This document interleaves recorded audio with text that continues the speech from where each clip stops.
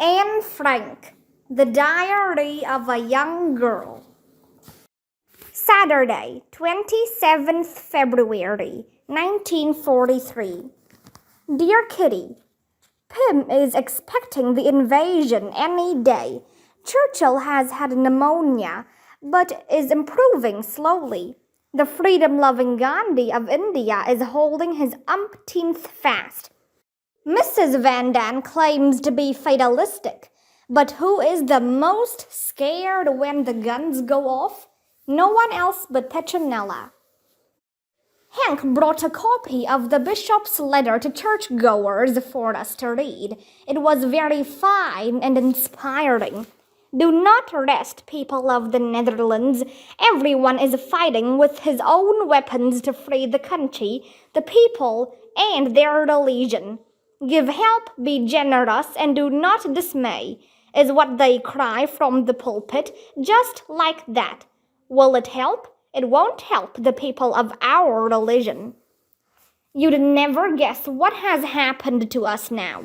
The owner of these premises has sold the house without informing Kreller and Kufus.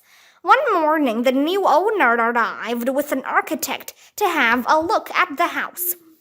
Luckily, Mr. Kufus was present and showed the gentleman everything except the secret annex. He professed to have forgotten the key of the communicating door. The new owner didn't question any further. It will be all right as long as he doesn't come back and want to see the secret annex, because then it won't look too good for us. Daddy has emptied a card index box for Margot and me and put cards in it. It is to be a book card system. Then we both write down which books we have read, who they are by, etc. I have procured another little book for foreign words. Lately, Mummy and I have been getting on better together, but we still never confide in each other. Margot is more catty than ever, and Daddy has got something he is keeping to himself, but he remains the same darling. New butter and margarine rationing at table. Each person has their little bit of fat put on their plate. In my opinion, the Van Daans don't divide it at all fairly. However, my parents are much too afraid of a row to say anything about it. Pity, I think you should always give people like them tit for tat. Yours, Anne. Wednesday, 10th March, 1943. Dear Kitty, we had a short circuit last evening, and on top of that the guns kept banging away all the time. I still haven't got over my fear of everything connected with shooting and planes, and I creep into Daddy's bed nearly every night for comfort. I know it's very childish, but you don't know what it is like. The AA guns roar so loudly that you can't hear yourself speak. Mrs. Van Daan, the fatalist, was nearly crying, and said in a very timid little voice, "Oh, it is so unpleasant. Oh, they are shooting so hard," by which she really means, "I'm so frightened." It didn't seem nearly so bad by candlelight as in the dark. I was shivering, just as if I had a temperature, and begged Daddy to light the candle again. He was relentless. The light remained off. Suddenly, there was a burst of machine gun fire, and that is 10 times worse than guns. Mummy jumped out of bed and, to Pim's annoyance, lit the candle. When he complained, her answer was firm. After all, Anne's not exactly a veteran soldier, and that was the end of it. Have I already told you about Mrs. Van Daan's other fears? I don't think so. If I am to keep you informed of all that happens in the secret annex, you must know about this too. One night, Mrs. Van Daan thought she heard burglars in the attic. She heard loud footsteps and was so frightened that she woke her husband. Just at that moment, the burglars disappeared, and the only sounds that Mr. Van Daan could hear were the heartbeats of the frightened fatalist herself. Oh, Puddy, Mr. Van Daan's nickname. They are sure to have taken the sausages and all our peas and beans. And Peter, I wonder if he is still safely in bed. They certainly won't have stolen Peter. Listen, don't worry and let me go to sleep. But nothing came of that. Mrs. Van Daan was far too nervous to sleep another wink. A few nights after that, the whole Van Daan family was woken by ghostly sounds. Peter went up to the attic with a torch, and scamper. What do you think it was running away? A swarm of enormous rats. When we knew who the thieves were, we let Moushy sleep in the attic, and the uninvited guests didn't come back again. At least, not during the night. Peter went up to the loft a couple of evenings ago to fetch some old newspapers. He had to hold the trap door firmly to get down the steps. He put his hand down without looking and went tumbling down the ladder from the sudden shock and pain. Without knowing it, he had put his hand on a large rat, and it had bitten him hard. By the time he reached us, as white as a sheet and with his knees knocking, the blood had soaked through his pajamas. And no wonder. It's not very pleasant to stroke a large rat, and to get bitten into the bargain is really dreadful. Yours, Anne. Friday, 12th March, 1943. Dear Kitty, may I introduce someone to you? Mama Frank, champion of youth. Extra butter for the young. The problems of modern youth. Mummy defends youth in everything, and after a certain amount of squabbling, she always gets her way. A bottle of preserved sole has gone bad. Gala dinner for Moushy and Bosch. You haven't met Bosch yet, although she was here before we went into hiding. She is the warehouse and office cat, and keeps down the rats in the storerooms. Her odd political name requires an explanation. For some time, the firm had two cats, one for the warehouse and one for the attic. Now, it occasionally happened that the two cats met, and the result was always a terrific fight. The aggressor was always the warehouse cat, yet it was always the attic cat who managed to win, just like among nations. So the storehouse cat was named the German, or Bosch, and the attic cat the English, or Tommy. Tommy was got rid of later. We are all entertained by Bosch when we go downstairs. We have eaten so many kidney beans and haricot beans that I can't bear the sight of them any more. The mere thought of them makes me feel quite sick. Bread is no longer served in the evenings now. Daddy has just said that he doesn't feel in a good mood. His eyes look so sad again. Poor soul. I can't drag myself away from a book called The Knock at the Door by Ina Boudir Baker. The story of the family is exceptionally well written. Apart from that, it is about war, writers, the emancipation of women, and quite honestly, I'm not awfully interested. Horrible air raids on Germany. Mr. Van Daan is in a bad mood. The cause, cigarette shortage.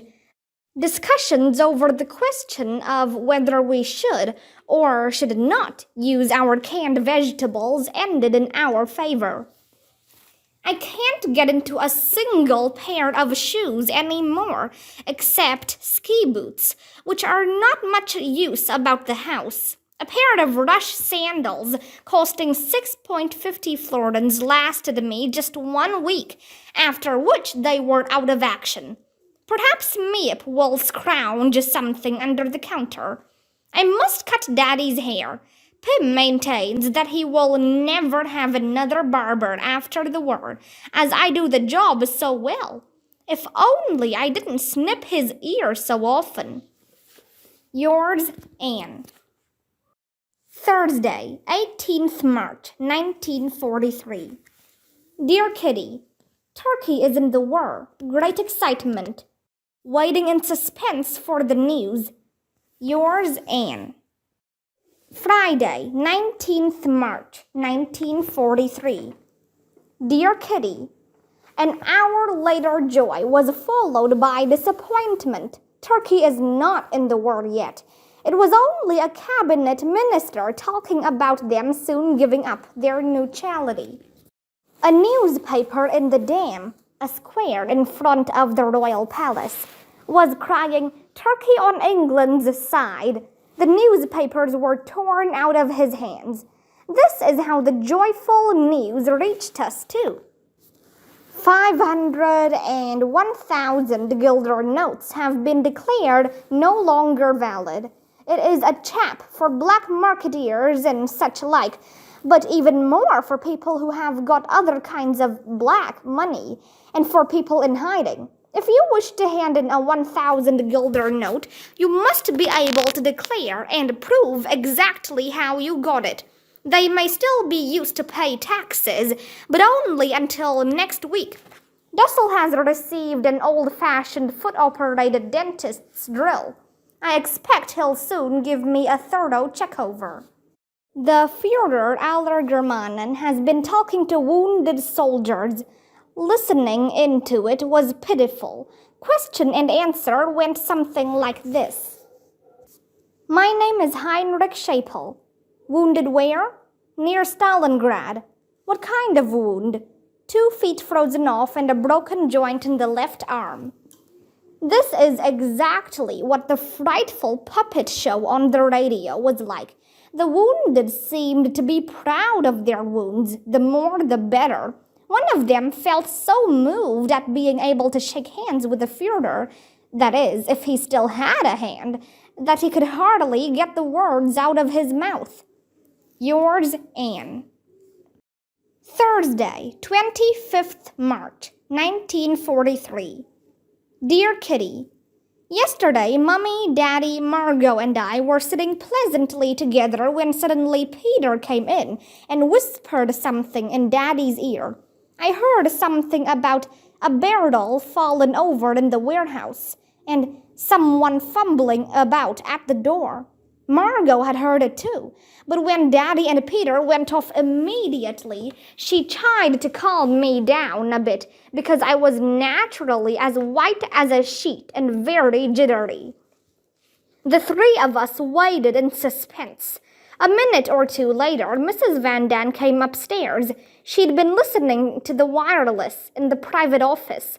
She told us that Pim had asked her to turn off the wireless and go softly upstairs.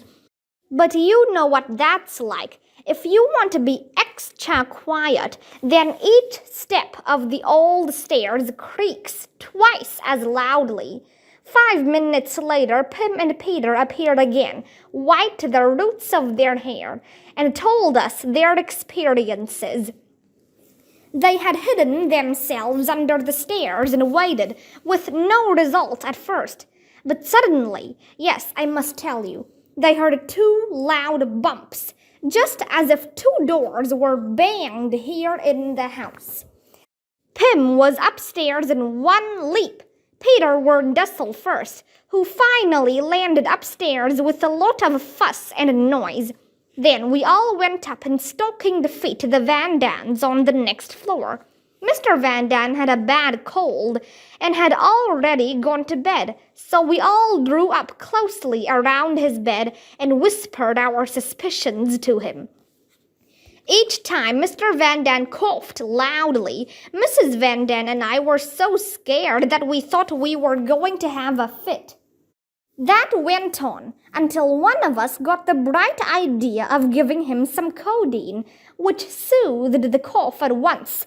Again we waited and waited, but we heard no more, and finally we all came to the conclusion that the thieves had taken to their heels when they heard footsteps in the house, which was otherwise so silent. Now it was unfortunate that the wireless downstairs was still turned to England, and that the chairs were neatly arranged around it. If the door had been forced, and the air raid wardens had noticed and warned the police, then the results might have been very unpleasant. So Mr. Van Daan got up and put on his coat and hat, and followed Daddy cautiously downstairs. Peter took up the rear, armed with a large hammer in case of emergencies. The ladies upstairs, including Margot and me, waited in suspense until the gentlemen reappeared 5 minutes later and told us that all was quiet in the house. We arranged that we would not draw any water or pull the plug in the lavatory. But as the excitement had affected most of our tummies, you can imagine what the atmosphere was like when we had each paid a visit in succession. When something like that happens, heaps of other things seem to come at the same time as now. Number one was that the clock at the Westertoren, which I always find so reassuring, did not strike. Number two was that, Mr. Vossen having left earlier than usual the previous evening, we didn't know definitely whether Ellie had been able to get hold of the key, and had perhaps forgotten to shut the door. It was still evening, and we were still in a state of uncertainty, although we certainly did feel a bit reassured by the fact that from about 8 o'clock, when the burglar had alarmed the house, until 10:30, we had not heard a sound.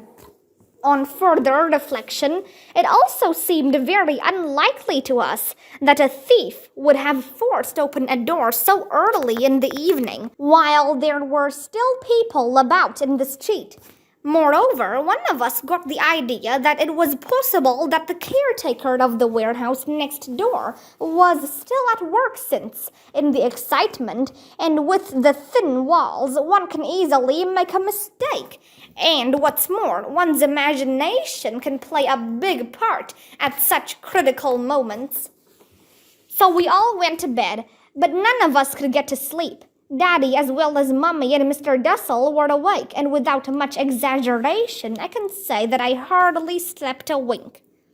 This morning, the men went downstairs to see whether the outside door was still shut, and everything turned out to be quite safe. We gave everyone a detailed description of the nerve-wracking event. They all made fun of it, but it is easy to laugh at such things afterwards. Ellie was the only one who took us seriously. Yours, Anne.